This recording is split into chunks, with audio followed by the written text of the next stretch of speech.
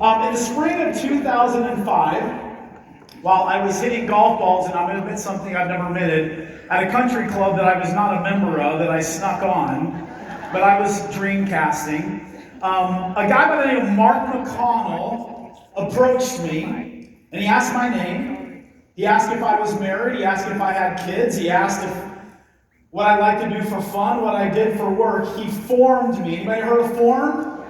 Okay? And then complimented me. He said, you know what, you look like the kind of successful guy that I might be looking to partner with on a project I'm working on. Right out of the network marketing inviting playbook, right? You heard it before? He was a master at it.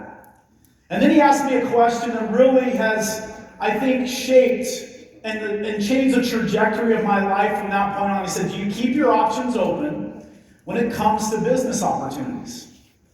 That was it. It was in that moment that I caught a lifelong case of MLMitis. Anybody got it? And so over the next year, I learned about free enterprise. I learned about the significance of owning your own home-based business, the importance of continual personal growth, the power of leveraged income, and how network marketing can forever transform someone's life. That was my breakthrough. It opened my eyes to what was possible and the incredible power of hope and the incredible power of having a dream. It also opened my eyes for the first time of the significance of leverage, of leveraging not just my own efforts, but the time and the power of leveraging the time and efforts of other people in addition to mine. Now, most people know the name Ray Kroc. If you don't, you certainly know what he's accomplished in McDonald's. In 1954, Ray was a struggling salesman for the multi-mixer. It was a machine that could mix like 5 milkshakes at one time. And one day he got a surprising order for 8 machines from a single restaurant. And so he made the decision to take a trip out to San Bernardino, California, and check the place out for himself. It was McDonald's. And what they'd done is they'd simplified their menu to 3 things: burgers, fries, and shakes. But Ray saw a lot more than just the simplification of a menu. The McDonald's brothers had built a playbook so precise it could be run by anyone, anywhere, and produce the exact same results. They called the system the Speedy Service System. And in 1961, Ray purchased McDonald's and quickly made a decision that really, I think, has forever changed business history. He fundamentally understood the power of leverage. The power of leveraging the time and efforts of others. He didn't try to personally run every single restaurant himself. Instead, he found and trained operators, franchisees, or as Kristen just said, more voices who had their own entrepreneurial drive, who had their own hopes, their own dreams, and who would take a proven system and execute it in their local markets. And under that model, each location wasn't just a job, it wasn't a branch office. It was its own contained business inside of a larger system. Is this sounding a bit familiar to anybody? It worked because the partnership was very, very clear. Corporate provided the tools, the brand, the products, the system, the training tools, the supply chain. The operator provided the lifeblood, the consultant provided the lifeblood, the training, the team building, the local growth. McDonald's didn't scale because one person worked harder than everyone else. It scaled because the system was easily replicated through disciplined operators. One location became 10, 10 became 100, 100 became thousands. McDonald's was no longer a burger, fry, and shake company. It was a franchising company. Ray Kroc proved that you do not have to be the creator to be the owner. You need a product that people need or want, a system that works, and the discipline to look for the right people to plug into it. Franchising has forever changed the way the business is done. Here's a cool stat. On average, the success rate of a franchised business is 88%, compared to a traditional regular independent business, which is 50%. Why? Because of all the things that we talked about, the systems, all of that. And here's the awesome thing. We at LifeVantage are better. Did you hear what I said? We are better. The truth is, you have what most entrepreneurials would kill for. By partnering with LifeVantage, you have access to clinically studied and scientifically backed products that people want and desperately need in their life. An established system and resources designed to help you, the consultants, build your business. The power of leveraged income and the opportunity to build your own business. Corporate infrastructure and operational support. Customer service support. Marketing and global branding. Recognition of world-class incentive trips. And I could go on and on and on. It's why we are better. But remember, what you do, with those things, with that support, is ultimately what is going to determine your success. With that in mind, I want to talk really quickly about what owning and operating your LifeVantage business really actually means and what it looks like. So just like McDonald's simplified their menu to 3 things, I want to offer 3 ideas for you to consider as you grow your LifeVantage business. The first one is this: standards. You, as the leader, set the pace. A LifeVantage business owner uses standards as non-negotiables that drive results. For the last 2 years at LifeVantage, from a corporate perspective, our standards have been around celebrating the theme eras. Everybody know what eras is? Okay? First, our rise era, then our drive area, and this weekend we're celebrating and talking about our breakthrough era. Era is just enroll on a subscription, retain with a subscription, and then advance in rank. That's been our standard, and it continues to be. Those first 2, enroll with the subscription and retain with the subscription, are literally the backbone of leveraged income. They build reliable teams and create momentum that leads to rank advancements. Those seeing success at LifeVantage don't invent some kind of new idea or new way every single month to build their business. They may often find new ways to feed their already existing model, but they stay consistent with the standards that they've set. Second is consistency. LifeVantage business owners build momentum through rhythm. They don't wake up once a month and say, today's the day that I'm going to make it happen. They rely on habits that move the business forward, day after day, week after week, and month after month. And here's what I love about owners. They stay close to their businesses. They track what matters. They do the basics consistently until it becomes predictable. Once you know the basics, the next step is just simply to start tracking your numbers. When you know your numbers, then you can better predict your future. Here are just some of the questions that I think a successful LifeVantage business owner needs to be asking. 1, how many conversations do I need to generate a prospect? How many prospects do I need to generate an enrollment? How many enrollments do I need to find a solid business builder and leader? And then how many business builders do I need to hit the next rank advancement that I'm driving towards? When you know those answers, when you start operating like an owner because you know those, then you can begin to support your goals and your team. If your goal is 1 new enrollment, then you just backwards engineer that, right? You'll know about how many conversations you need to start each day, whether it's calls, texts, DMs, to create the number of prospects that you need to then get the enrollment that you desire. If your goal is a rank advancement, it's the same process, just a little bit bigger. Reverse engineer it. How many builders do I need to develop? And then how many enrollments does it take to get those builders? And then what does your daily activity look like to get to those enrollments? And this is where it gets exciting, because once you know your numbers, once the path is clear, you're not hoping anymore. You're working a plan.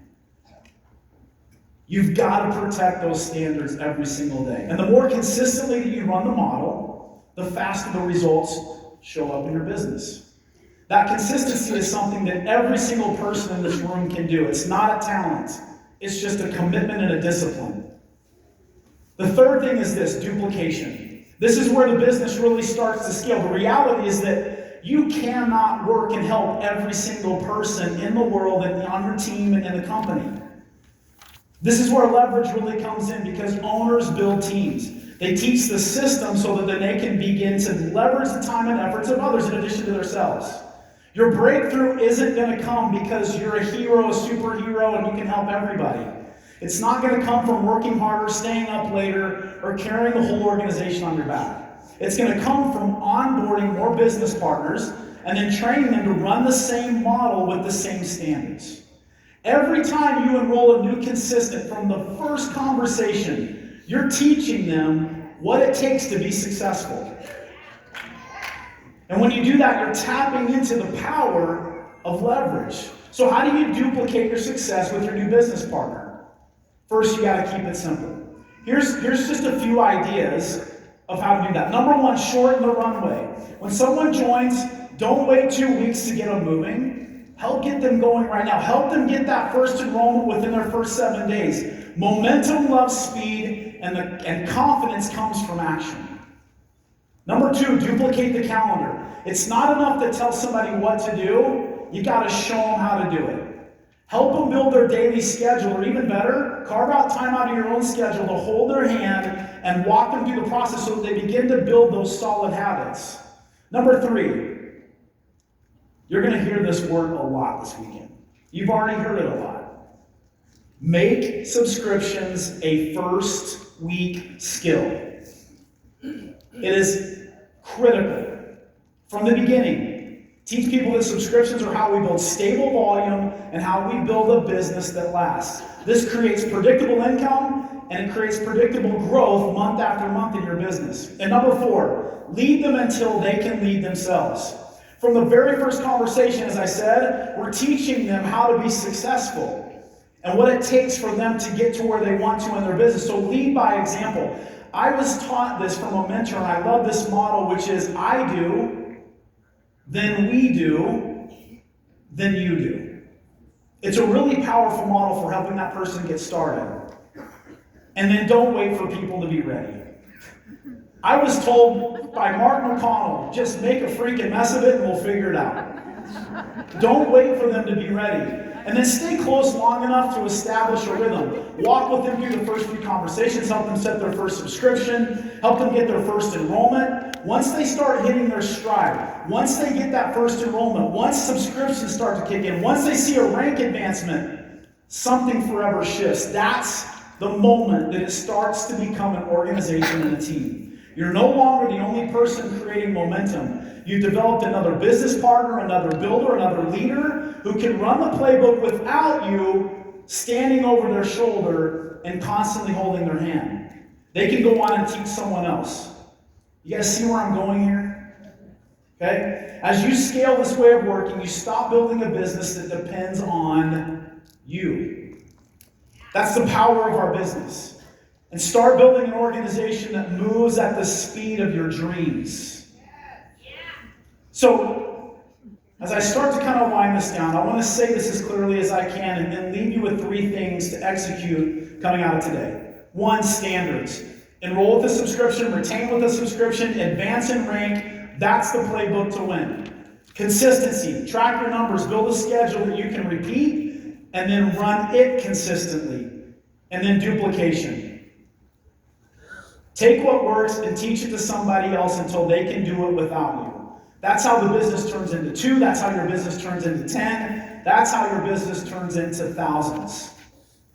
We're building the next great organization in this industry here at LifeVantage. We'll keep doing our part. We'll keep bringing the products, the science, the innovation, the tools, the incentives, and the systems. But the systems only become powerful if they're executed by all of you. And I'm going to close with this story. My dream as a 4 and 5-year-old little boy was to play professional baseball. Any of you remember your childhood, what was your first dream? You remember it? I remember Marcel said his was to be a dancer. I love that, Marcel. I love that. And Sean had told me he wanted to be a rodeo cowboy, which I can kind of see. And then I think Skip said he wanted to be a yoga instructor, which was weird for a 4-year-old to say, but I get it, Skip. I'm sorry I didn't work out. And then Steve had told me, as a young boy, his first dream was to be the CEO of LifeVantage. So congratulations for yes. Congratulations, you did it. So my dream was to play professional baseball. And so much so, and if you remember that first dream, it was just embedded. It wasn't an if thing. So much so that my buddies who all collected baseball cards, when they would put their cards out, they'd say, "Why don't you have any baseball cards?" My response was always the same. Why would I collect them when I'm going to be on one?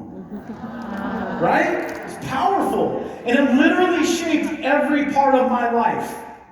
The dream never left me. It shaped who I associated with. It shaped where I went to college.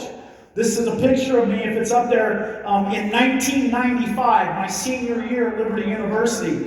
And as you can see, I'm not the most statured guy. I wasn't the most athletic, but I worked really, really hard. A dream, when it's important enough to you, it's amazing what it will drive you to do. And in 1995, for whatever reason, our conference didn't have a tournament that year, so we had to win the conference outright. And going into our last series, we had to match the other team that we were tied with because we had beaten them 2 out of 3, so we had them head-to-head. And this is why this is so important. Because for me to get in front of the scouts that I needed to get in front of to have the opportunity to play baseball beyond Liberty, I needed to get in front of those scouts. And to do that, we had to win our conference. And before we started the series, I was the team captain. I gave this really inspirational speech about just don't worry about the other guy. Do your job and we'll be fine. Well, as we progressed through the series, the team we were tied with, they won all 3 of their games. We had won our first 2, so it came down to game 3. And in game 3, we went into extra innings. We were in the 12th inning of the final game. So lose, we don't win the conference. Opportunity to be in front of scouts gone. Win, that opportunity's there for me. Bottom of the 12th inning, runner on second base, tying run, we're down 1, and guess who's up to bat? My stomach's burning right now thinking back to it. I was so nervous. And it's amazing what your mind will do in a very short window of time, but in that moment, everything was running back of all the decisions that I made, all the sacrifices that I made, all the work that I put in, all the time, and the speech that I had just given like 2 days prior, to that moment. And so, I stepped in the box with a great amount of fear. First pitch came, shoot, strike 1. Now, if any of you know baseball, there's something that we call pitch count leverage, and in the big leagues, they have statistics that a batter will hit 335 when their count is 0-0-0. And it drops down into the 200s when it goes to 0-1, which is what I was, right? So I stepped out, I kind of tried to gather myself, step back in the box, next pitch, boom, strike 2. My percentage just went down to about 13% likelihood of getting a hit. And I remember very distinctly thinking, am I going to let fear paralyze me, or am I going to let fear empower me? Am I going to let all the hopes and the dreams that I've had of this push me down, or am I going to take a shot here? It came down to 1 pitch. And as that third pitch came in, I had a decision that I think all of you have. We're going to talk a lot about breakthrough. But at the end of the day, as the song that I walked out here said, you got to take a swing. We've taken a lot of big freaking swings this year. But for you personally, it doesn't matter what you hear this weekend. It doesn't matter all the great information. But if you let fear paralyze you rather than empower you, if you don't allow your dreams to captivate you and are willing to take a chance and take a swing, it doesn't matter. That's my challenge for you. Take your swing. Because I promise it's always worth it. Love you guys.